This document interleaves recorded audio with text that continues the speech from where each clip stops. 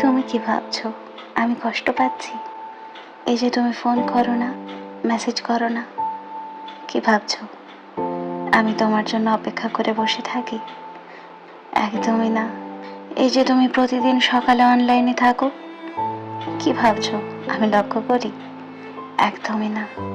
এই তো হোয়াটসঅ্যাপ খুলে দেখলাম তুমি 5 মিনিট আগেই অনলাইনে ছিলে, কি ভাবছো এটা দেখে আমি কষ্ট পাচ্ছি? আমার বুকের ভেতরটা দুমড়ে মুচড়ে উঠল। একদমই না। এতে বরং ভালোই হলো। আমি নিশ্চিত হলাম তুমি আমাকে ভুলে গেছো। আমিও আর আশা করব না তুমি কোনোদিন ফিরে আসবে বলে। না, আমাদের বিচ্ছেদ হয়নি, যোগাযোগ বন্ধ হয়ে গেছে মাত্র।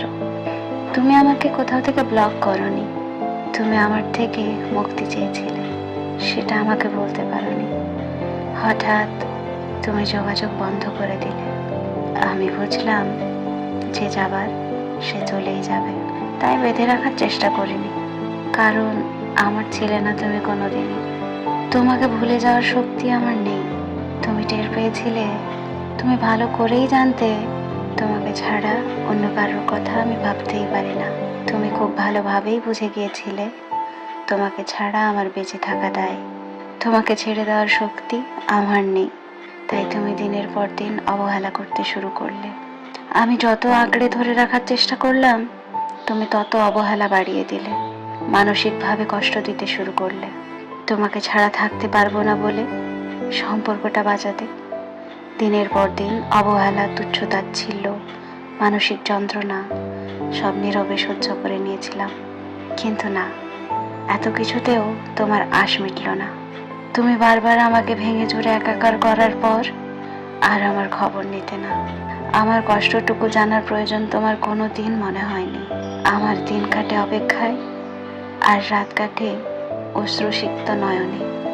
আমি একটু একটু করে নিজেকে বোঝাতে শুরু করলাম, তুমি হয়তো আমার ভাগ্যেই নেই, তবুও শেষ পর্যন্ত মাটি কামড়ে পড়েছিলাম, শুধুমাত্র তোমাকে ভুলে যাওয়ার শক্তি আমার নেই বলে। কিন্তু তুমি তো থামবে না, তুমি তো থামতেই জানো না। আমার প্রতি তো তোমার ভালোবাসাই ছিল না, তাই তুমি চাওনি আমি থাকি। তুমি চাইলেই হয়তো আজ আমার সব হতো। একদিন হঠাৎ করেই তুমি নতুন কাউকে নিয়ে আসবে, আমার চোখের সামনেই অন্য কাউকে ভালোবাসতে শুরু করবে। সহ্য করতে পারছিলাম না এগুলো ভেবে, একদম সহ্য করতে পারছিলাম না আর। তুমি হয়তো জানোই না তোমার জন্য ঠিক কত রকমের চিন্তা আসে।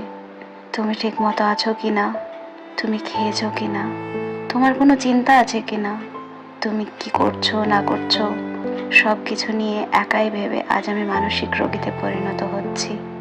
তবে দিন শেষে উপলব্ধি করলাম আমার দূরত্ব তোমায় কাঁদায় না, বরং ভালোই রাখে।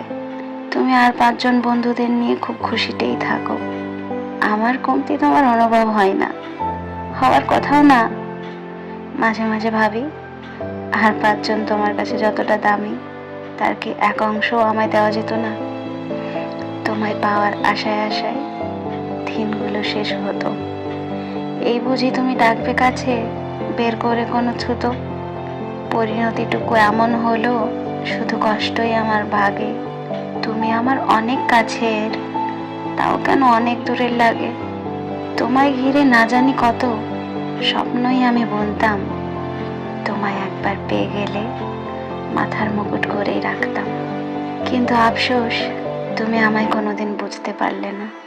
অনেক লড়াই করেছি তোমার সঙ্গে তোমায় পাওয়ার জন্যে, কিন্তু কোনো লাভ হয়নি, বরং ভয়ে ভয়ে থেকেছি। এই বুঝি ব্লক হয়ে যাব। আমি তোমার কাছে পরিণত হয়েছি এক তিক্ততম বিরক্তির কারণ হিসেবে। সেই মুহূর্তেই ঠিক করলাম তোমাকে ছেড়ে একলা বাঁচার। কারণ সব কিছুর ভাগ দেওয়া যায়, কিন্তু ভালোবাসার মানুষের ভাগ কখনোই না। সব অত্যাচার সহ্য করা গেলেও মানসিক অত্যাচার সহ্য করা যায় না। সব অপমান সহ্য করা যায়, কিন্তু নিজের অস্তিত্বের অপমান সহ্য করা যায় না। সবকিছু বিসর্জন দিয়ে বাঁচা যায়, কিন্তু ব্যক্তিত্ব বিসর্জন দিয়ে বাঁচা যায় না। তাই তোমাকে নয়, নিজেকেই নিজে মুক্তি দিলাম। মিথ্যে বন্ধন থেকে নিজেকে মুক্ত করলাম।